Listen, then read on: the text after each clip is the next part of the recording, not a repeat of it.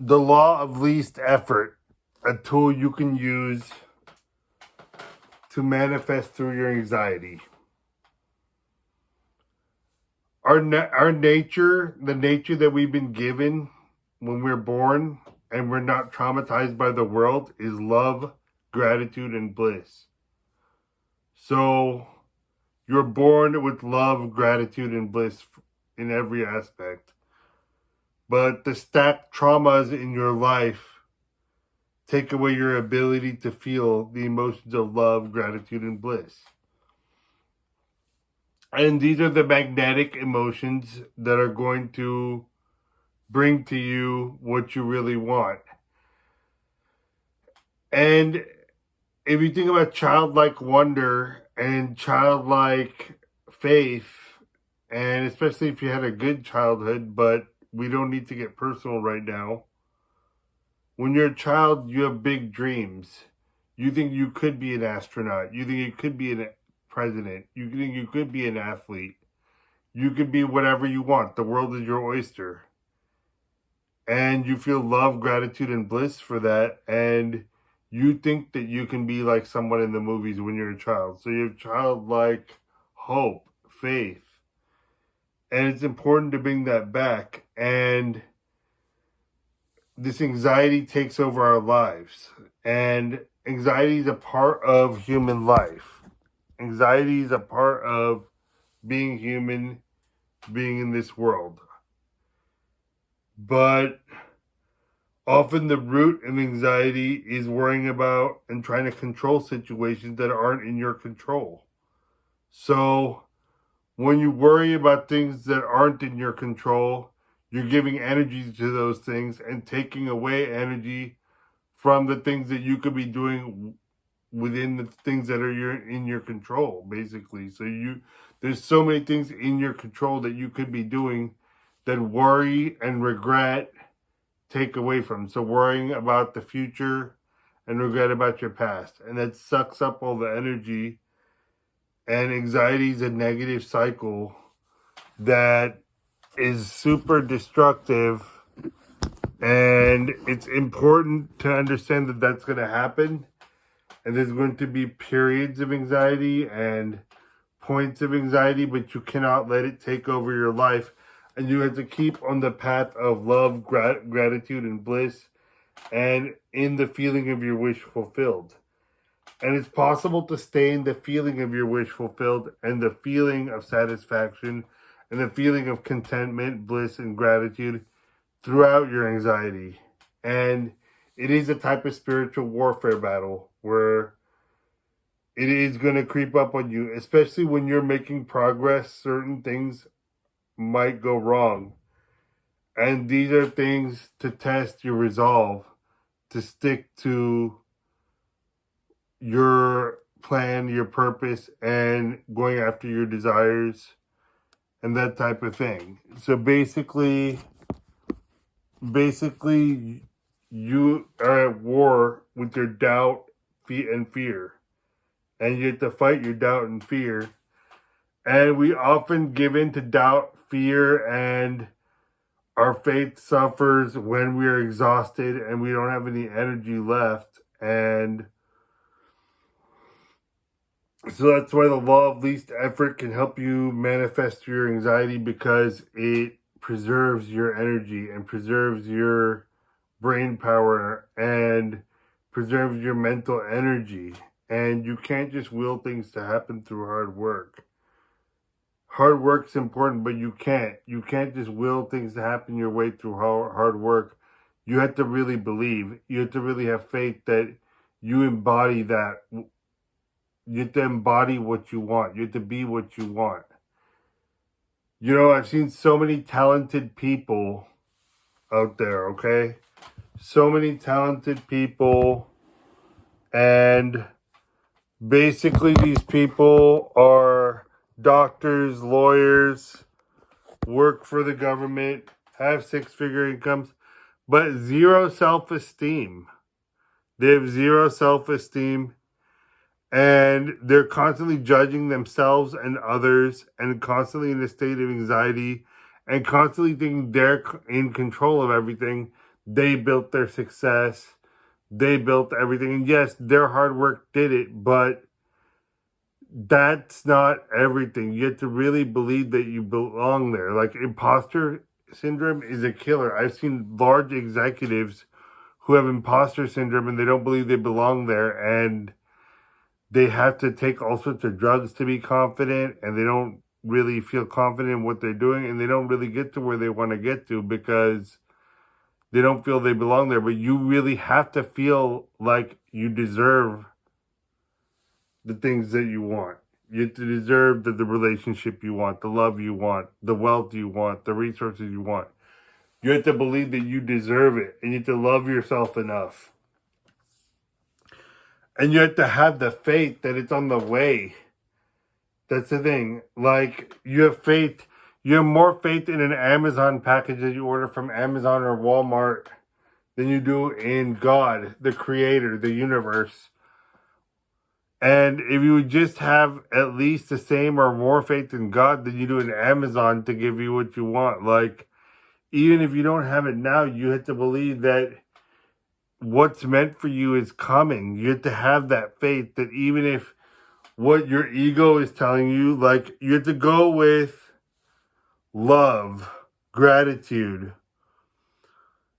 You have to, like, go with taking risks, being uncomfortable, abundance, love, gratitude, health, wealth, relationships. Say yes to all those things, your deepest desires. That's what the type of things that are healthy desires. But ego is the poison that ruins it all. Competition, comparison, trying to live up to what others think, ego-driven behavior. You have to say no to that, because that's, if you're trying to manifest things out of ego and trying to make the universe work for your ego, the universe isn't going to work for your ego. Okay? So, if you want the universe to work for you, you need to find out what you deeply want and take baby steps towards it. And don't even think you can get there on your own. And you don't need to know exactly how you're going to get there. You just need to have a plan, take the baby steps. And just like a car starts, just like, you have to think of it as an automated system. Just like Amazon sends you your package, the universe is going to work behind the scenes to get you the right contacts, get you the right coaching, get you the right partner, get you the right information you need. Of course, you need to go put the effort in, put the right amount of effort, but you don't need to strive. You don't need to think that putting more hours into it's going to help you. What's going to help is doing good, focused work when you're supposed to do it. So if it's a car that you want, research the car that you want. Picture yourself in that car, test drive that car, start saving the money, and somehow the extra money will turn up, or something will happen, or they'll run a sale, or you'll find a deal, or something will work itself out in the universe that you can't control, that you'll get the car faster. That's a car example, but you can use the car analogy for any of these things. Is you take your baby steps. You don't need to figure out exactly all the details of how it's going to happen, all the little details.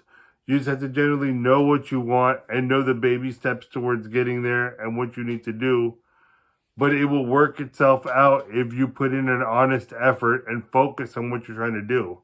And the law of least effort is you put in the effort, you focus, you work hard, and then when you're done, you let go and you let the universe figure it out for you, while keeping your eyes open for new opportunities, new partners, new people that can help you, mentors, coaches, funders of your project, whatever that is. People will come along. You have to keep your eyes open. But at a certain point, you have to let go and realize it's not all in your control. You have to have that faith. And to tap into abundance and your deepest desires, health, wealth, relationships. But if it's driven by ego, it's not going to work out. It's not going to work out, and you will never get satisfied from it. So the successful people that have low self-esteem, the general principle I see is that they're judging and they're complaining and they're blaming others. They're judging the situations they're in. They're judging their partners. They're judging their bosses.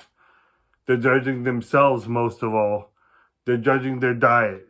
They're judging their desires. They're judging what they want.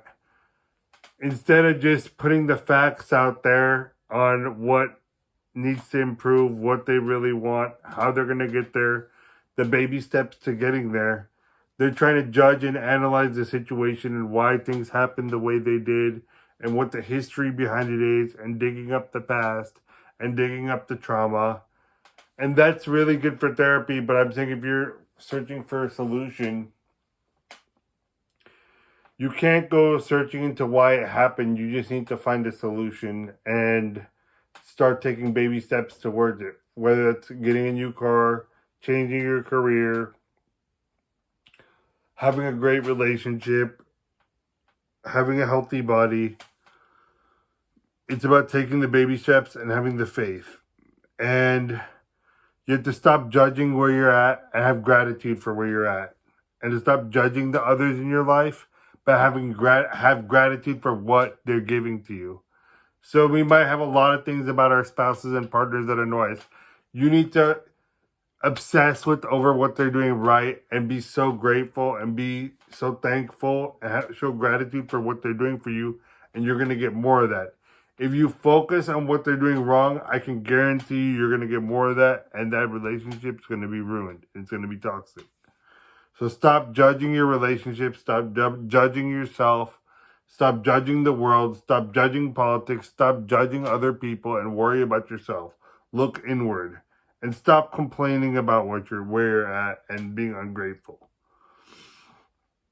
One thing I've learned the hard way, and I don't blame myself directly, but I have had some health ups and downs, and I do think a lot of that thing is mental. And when that's the sacrifice. You have to die to your old self. The Bible talks about dying, the old man dying. So you have to die to your old self. Yourself who doubts, who has lack of faith, who has envy, jealousy, greed, the sinning self, the one who's jealous of others, the one who has low self-esteem, the one who has low self-worth, the one who has who's needy, the one who is insecure. You need to die to that person, and part of that is a mental diet. And I haven't always been able to stick to this, and this is the hardest thing is there is an unlimited amount of content out there for us to consume. So there's so much negativity.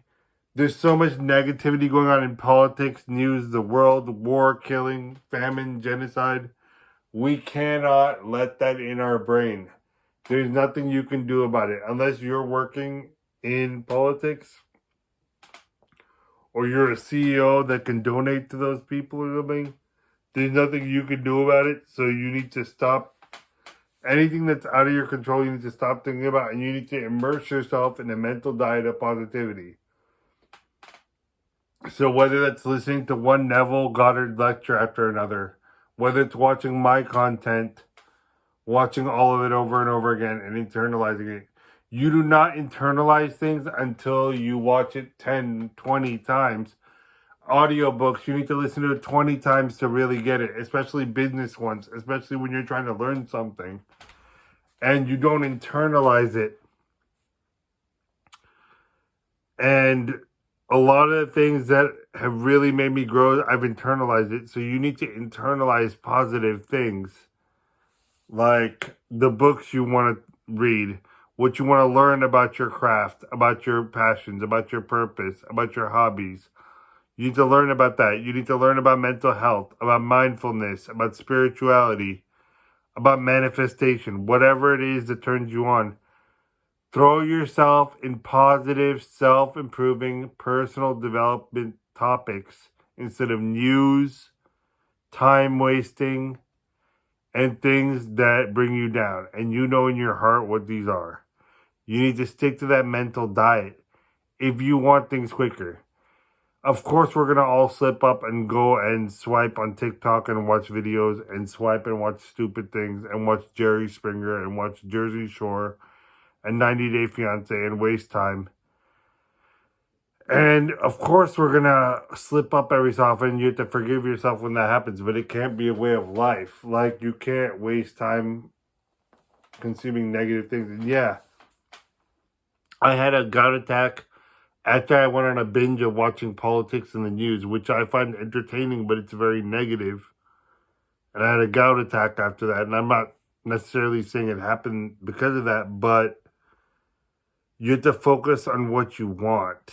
So, and time management's everything. When you focus on what you want, you're going to get that quicker. When you work towards what you want in a smart way, work smarter, not harder, you're going to get it quicker. So keep obsessed with what you want rather than the situations you don't want and toxic things. Taking risks and being uncomfortable is the pain of growth. So, doing things that are out of your comfort zone, whether it's having the hard conversation with your spouse about the things that you're unhappy about, whether it's talking to your boss about a raise, the hard conversations. I've noticed those are huge risks. Changing up your career, changing up your purpose to something that fits you better. That's a big risk. And you're going to be uncomfortable, but it's very satisfying in the end when you had the courage to change instead of sticking to what was comfortable. It's very satisfying in the end. But one thing you have to understand is mindless hard work without strategy results in scarcity. Just nose to the grindstone, work, work, work, work, work. I tried that for many decades, just to work harder than the next guy. And I come from an immigrant background where I was told, you show up earlier than everyone else, you stay later than everyone else, you work harder, you make yourself indispensable, and that's the way to get ahead. And that's not. That's just a way to get burnt out and taken advantage of and have your work and your money and your time being taken advantage of. And people will use you. Especially if you have a high work ethic, I know people will use you. So it's about working smarter, not harder. So you need to take super targeted steps towards your desires, towards what it is that you want. And we all have different things that we want. Super targeted steps, focus steps, and then let go. And truly recover, relax, and let go, and let the universe work it out. Let the machinery of the universe bring it to you, and bring you whatever the next steps are, and keep your eyes open for the next connections coming your way, the next break coming your way. You have to keep your eyes open. You can't just be lazy and not check your email and not keep your eyes open for whatever the universe is going to send you. And it's usually unexpected. Things don't usually unfold in the way you think they are when it comes to money, when it comes to love, when it comes to improving your health, but especially money and love. Things don't usually happen the way you manifest it, the way you visualize it in your brain. It usually doesn't happen that way. It happens in the way that God wants it for you, in the way the universe wants it for you, not the way you're planning it, but you still get what you want. There's certain lessons you must learn if you're going to be able to manage that relationship, if you're going to be able to manage that job, if you're going to be able to manage that wealth instead of blowing it and ruining your life. To manage these precious things like a great relationship, great wealth, a great life, you need to have a certain amount of common sense, knowledge, wisdom, and the universe will not grant you those things unless you have the wisdom to handle them. And so you will be tested and you will be given lessons. And that's where the patience and faith comes in, because every time there's an opportunity on the horizon, you will get a major test. You'll get something that'll test your resolve, your faith, and you'll realize that it's not willpower. You can be doing everything right. You can be doing everything within your willpower and within your time management to do everything right, and something will come along and just smash your plans out of control. Okay? And that's what usually happens. And the universe is testing you to see calmness in the face of adversity. When you can be calm. Like, this dude crashed into my parked new car, and I had to get another car. And I ended up even getting a better car, better deal, better everything. but it's because I stayed calm. This guy didn't need any to get screwed over anymore. He made a mistake. He screwed up. I could have sued him. I could have gone after him. I could have gone after his family. I could have tried to take money from his mother or his dad or whatever.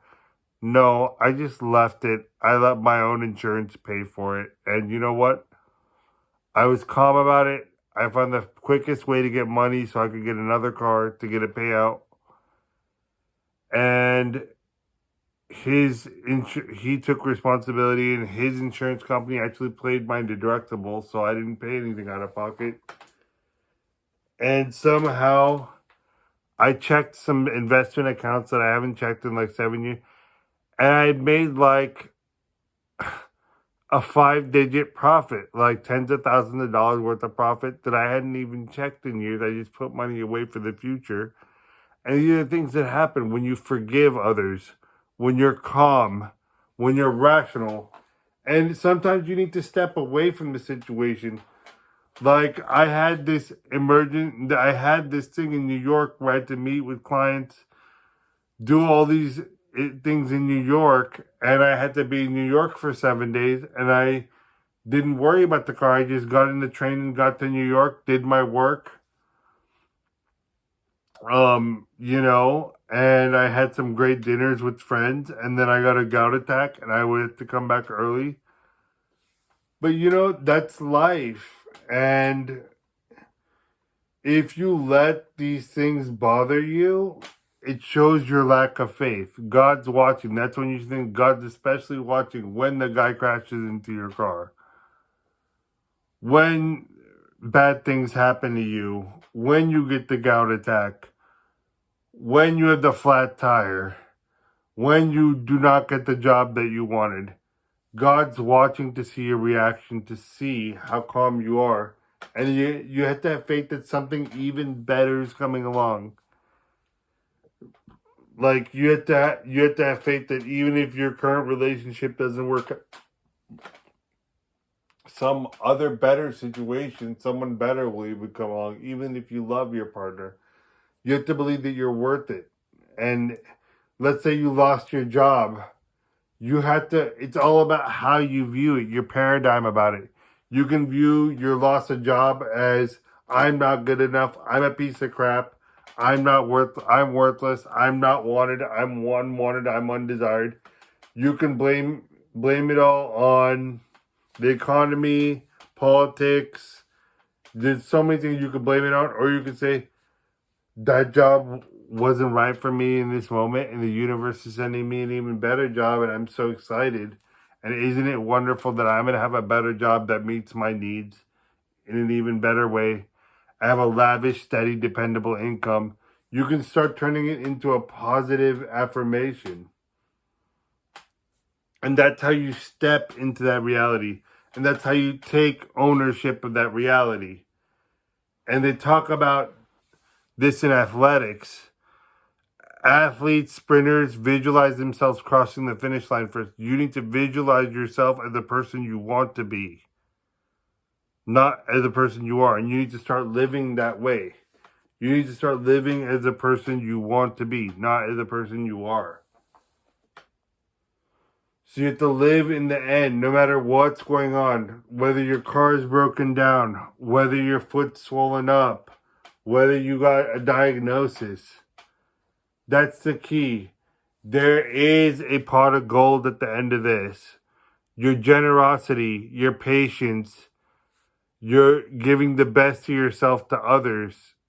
Like when you give the best to yourself to others, whether it's financially, whether that's your time, whether that's mentoring someone, it comes back to you 10 times more. Like if you mentor a kid that really needs it, you'll get a business mentor that'll make you make 5-6 times more money than you are. That's just the way the universe works out. It's okay to be selfish when it comes to this, and know when you serve others, and when you're serving, and when you have the faith, and when you think that you're entitled to it, and you step into that feeling of ownership, and that feeling that it is coming to you and you own it and it's coming to you and it's with you and it's with you already and you're grateful for what you already have, and you're blissful and grateful for whatever blessings you already have, it just comes to you, and it comes to you in unexpected ways. You're not going to guess how it comes.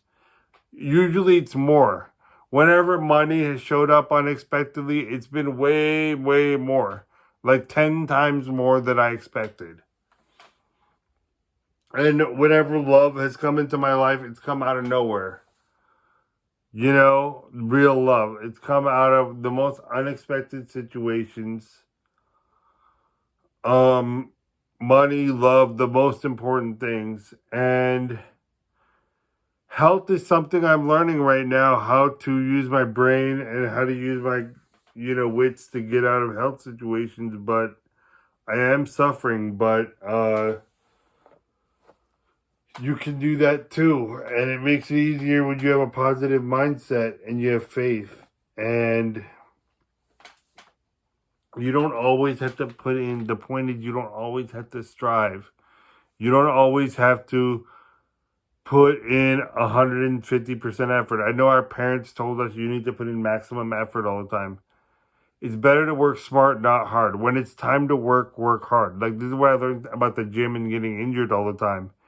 It's better to do really intense workouts without a lot of recovery, but not do hours and hours of workouts in multiple classes a day. But when you're in class, you focus on that class, give it everything you got, maybe do one class a day or do like an hour a day. But it's like when you're focusing on your work or your purpose or your sports or your gym, be completely present in the moment and focus on that. And then when you're done, just let go of the outcome. You have to let go. So I'm learning how to do less at the gym, but a lot more focused and focused on every movement and spending a lot less time there, but also not having my phone on me and not having any distractions and hardly even taking a sip of water. So if I'm in there for 30 minutes, I'm in there for 30 minutes instead of being in there for an hour and 30 minutes. And so you don't always have to strive, This goes for workouts, but it also goes for relationships. Like, you don't always have to chase after your specific person, the person you desire. A lot of people, you should, oh, sorry, a lot of times you let people chase you and let them reach out to you first and let them come to you when they're ready, especially if you're a guy and you're dealing with women. You should let the woman chase you and let her text you first and that type of thing. And then you use it when she reaches out to you, you use that as an opportunity to create the date, and so you lead from there. But you see, to keep your eyes open for opportunities, but you have to be okay with silence. It's like when you're on a date, it's okay to like have a silence. You just look into her eyes and just let that tension build. And it's okay to have periods of silence in your life where you're just relaxing and you're just letting the universe work for you. And yet that periods where you just let go. So the periods for work are for work. The periods are for relaxation and play and hobbies and building yourself up. You need to have all those things to be a balanced person, as especially serving others as well. But it's not that hard. You have to be detached, and it's a skill. It takes time, and unfortunately, usually it takes a lot of trauma to get these skills. But I can help you get there quicker without having to go through all the trauma that I did, and I can share my experience and training. And I'm a certified life coach, and I can help you make a plan. The plan for serenity, the plan for happiness, the plan for being satisfied and not needing all these other things outside of yourself to be satisfied, to be happy, and to live the type of life you want to and realize you're worth it. So my information is below for the coaching, and you can email me to book a session. I care about you guys, and I know that you can do this, and I'm here to help. Email me for a session. like, and subscribe.